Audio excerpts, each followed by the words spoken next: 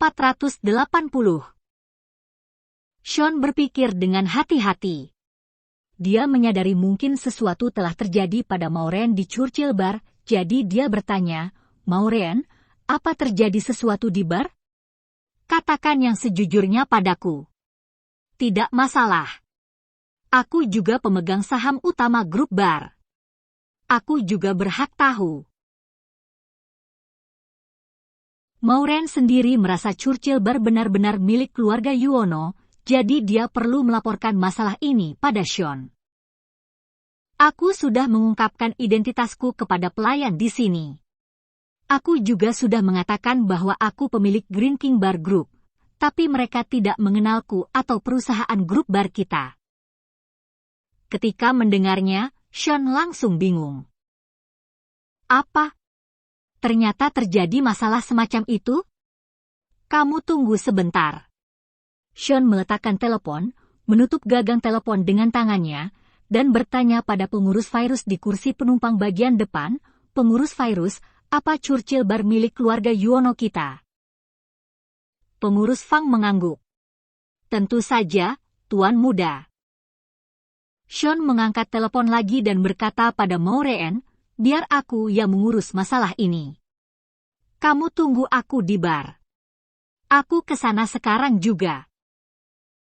Ketika Sean menutup telepon dan melihat ekspresinya tidak baik, Martin segera bertanya dengan khawatir, "Ada apa, Sean? Apakah sesuatu terjadi pada Maureen di bar?" Sean tersenyum. Dia tahu Martin mengkhawatirkan putrinya. Bagaimanapun juga, sangat tidak aman bagi seorang anak gadis pergi ke bar di luar negeri. "Tidak apa-apa, Ayah. Pelayan di sana tidak mengenali Maureen, jadi saya akan langsung ke sana," kata Sean. "Sopir, hentikan mobilnya. Aku akan turun di sini." Pengurus virus bertanya, "Tuan Muda, Anda ingin saya membantu Anda menangani masalah ini?" "Tidak perlu. Antar saja ayah mertua dan putriku bertemu kakek. Aku akan mencari Louis," jawab Sean. Ketika mendengar nama Louis, pengurus virus tersenyum. "Benar juga. Anda sudah kembali ke Inggris, jadi Anda bisa menyuruh Louis untuk membantu Anda."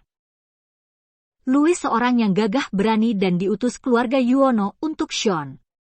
Meski hanya seorang diri, dia juga bisa menghadapi sekelompok pasukan. Agar ketiga cucunya yakni Tian, Huan, dan Sean berhasil mewarisi bisnis besar keluarga Yuono, Charles menugaskan 3 pria gagah berani masing-masing untuk ketiga cucunya. Mereka adalah Louis, Bastian, dan Jacob. Louis mengikuti Sean, Bastian mengikuti Tian, dan Jacob mengikuti Huan. Keluarga Yuono tidak hanya membiarkan Tian, Huan, dan Sean menjalani berbagai pelatihan pengalaman, tetapi juga melakukan berbagai pelatihan pengalaman kejam pada Louis, Bastian, dan Jacob sejak kecil. Pada awalnya Louis, Bastian, dan Jacob tidak langsung ditunjuk. Untuk menemukan bakat yang mampu membantu 3 tuan muda ini, Charles memilih dan melatih dari ratusan orang. Setelah lebih dari 10 tahun pelatihan dan pengalaman, pilihan akhirnya jatuh pada Louis, Bastian, dan Jacob. Sean dan kedua kakaknya sudah menjalani pelatihan medan perang.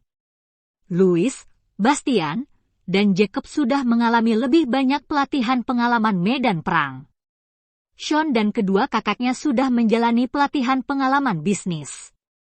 Sedangkan Louis, Bastian, dan Jacob sudah lebih dulu menjalani pelatihan pengalaman bisnis serta berkutat di dunia bisnis selama bertahun-tahun. Pada kenyataannya, jika hanya berdasarkan kemampuan pribadi, koneksi, dan lain sebagainya, Sean dan kakak-kakaknya tidak lebih hebat dari ketiga orang yang membantu mereka ini. Namun, tidak peduli seberapa hebat ketiga orang ini, mereka tetaplah pelayan Sean dan kakak-kakaknya. Ketika teringat akan Louis, Sean tersenyum. Orang ini benar-benar baik. Dialah yang paling hebat dari 3 orang yang membantu ketiga tuan muda keluarga Yuono. Dia bahkan lebih dari Bastian dan Jacob. Jika kakek mengizinkanku memanggil Louis ke Indonesia, aku tidak akan menderita sampai seperti ini. Charles menetapkan bahwa selama pelatihan pengalaman Sean di Indonesia, dia tidak boleh menghubungi dan meminta bantuan Louis karena Louis terlalu kuat, baik dari segi kekuatan pribadi maupun kekuasaan yang dimilikinya. Pada dasarnya, hal-hal kecil yang Sean temui dapat diselesaikannya dalam hitungan menit. Sekarang Sean berada di Inggris, jadi dia bisa menghubungi Louis. Dia pun langsung menghubungi Louis. Louis, apa keadaanmu baik-baik saja? Sean menanyakan keadaan si pria tua ini dengan senang hati. Sebenarnya Louis tidak terlalu tua. Dia baru berusia 32 tahun. Your Honor, Yang Mulia. Suara pria yang ada di telepon itu terdengar gagah. Itu Louis Ginarto. Panggil kakak, kata Sean. Louis menyahut, Tuan. Sial. Kamu masih saja menolak memanggilku kakak, protes Sean. Sudah bertahun-tahun Sean ingin Louis memanggilnya kakak. Sayangnya, dia tidak pernah berhasil. Tuan, apakah Anda sudah kembali? Tanya Louis. Sean tersenyum dan menjawab, benar. Kalau belum kembali, apa aku bisa menghubungimu? Tuan, ada perintah apa? Tanya Louis lagi. Sebenarnya bukan masalah besar. Tolong temukan orang yang bertanggung jawab atas Churchill Bar. Suruh dia pergi ke Churchill Bar untuk segera menemuiku. Baik, jawab Louis, apa ada instruksi lain? Sementara ini belum ada. Bersiaplah kapan saja. Baik, sahut Louis. Sean menutup telepon dan segera memanggil taksi, lalu bergegas ke Churchill Bar. Ketika tiba di bar, Sean melihat Maureen dan teman-temannya sedang duduk dan minum di bar. Begitu melihat Sean datang, Jingga segera tersenyum munafik.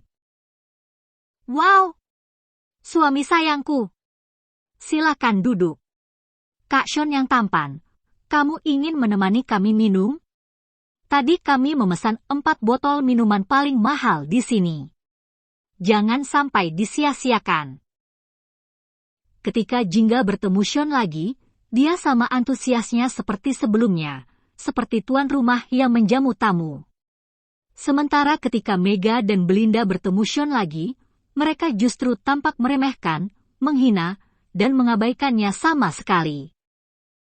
Setelah Jingga menyapa Sean dan menyuruhnya duduk, dia bahkan berinisiatif menuangkan segelas anggur untuk Sean sambil merokok, lalu berkata sambil tersenyum, aduh, Presdir Sean, suasana di bar milikmu dan Maureen ini benar-benar bagus. Berkatmu, kami bisa minum anggur gratis hari ini.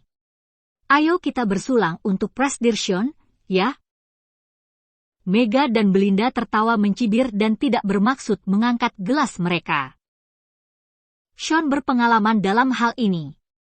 Dia sudah bisa melihat bahwa Jingga tampaknya sangat baik di permukaan, tetapi sebenarnya orang ini sangat munafik. Jingga bermuka dua dan bicaranya sarkastis. Di permukaan, dia memuji Sean sebagai Presdir Sean. Padahal, sebenarnya dia sedang menghinanya. Karena bukan Sean yang membayar anggur ini, melainkan Jingga. Tapi, Jingga tidak mengungkapkannya di depan teman-teman kuliahnya. Dia jelas-jelas terlihat mendominasi sehingga Maureen tidak bisa berbicara sama sekali. Namun, perasaan Maureen terasa sangat sedih. Sean bukan orang bodoh, jadi tentu saja dia tidak akan bersulang dengan Jingga. Dia berkata dengan serius, Nona Jingga, tanpa Anda perlu berbicara seperti itu, saya sudah mendengarnya. Maureen mengalami sedikit masalah di sini. Pelayan di sini tidak mengenal Maureen.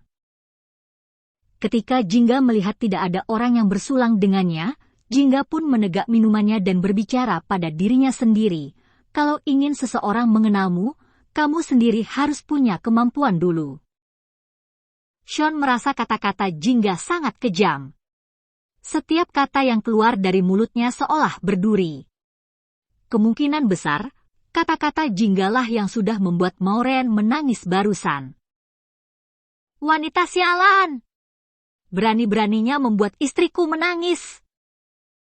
Sekarang Sean sangat kesal melihat Jingga.